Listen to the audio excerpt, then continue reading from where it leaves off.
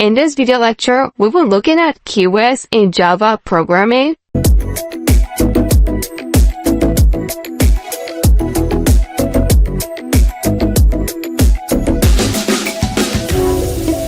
In Java programming, we have lots and lots of keywords that we use in everyday, and these are not as reserved keywords.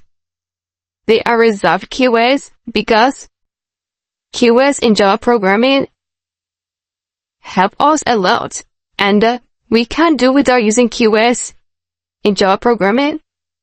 So let's look at the keywords that we have in Java programming and go to know them so that in future we know when we are using keywords, and we should know that these keywords are reserved keywords.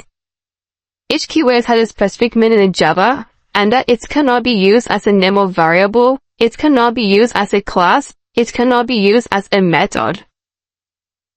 It is important to develop a program. So, Java is also a case-sensitive language. All the keywords are in lower cases. None of these keywords are in uppercase.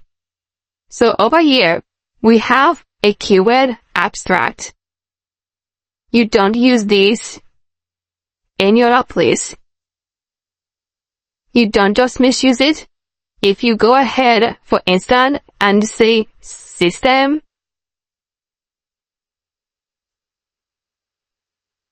system.out.println, and you go ahead and say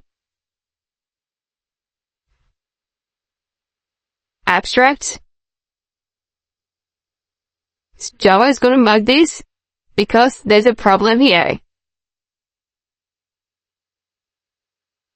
You can see that this is underlined because this is a keyword in Java. And you can see the error, syntax error. Insert type variable declarator to complete this.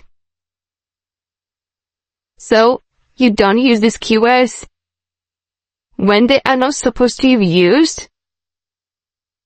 Let's go ahead and look at keywords we have. One is that we have abstract, we have asset, boolean, break, byte, case, cache, char, class, constant, continue, default, do, double, else, enum, extends, final, finally, float, for, go to, if, implements, import, instance of, int, interface, long, native, new, package, private, protected, public, return, short, static, strict FP, super, swish,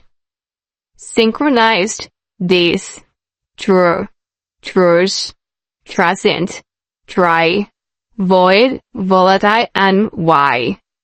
So these are the keywords that we have in Java programming. What do you know if you use a keyword where you don't supposed to use it? Whenever you write a keyword, the color changes. You can see that these colors are changed. So whenever you write a keyword, it changes immediately. You should know when to use it and when not to use it to avoid making mistakes in your program. This cannot be used as variable names. Don't ever try it. So I believe that we've seen the keywords in Java programming. We did know most example here as we just did before. So it's all about we getting acquainted and knowing that there is a reserved keywords in Java, which we cannot use as variables or classes or methods.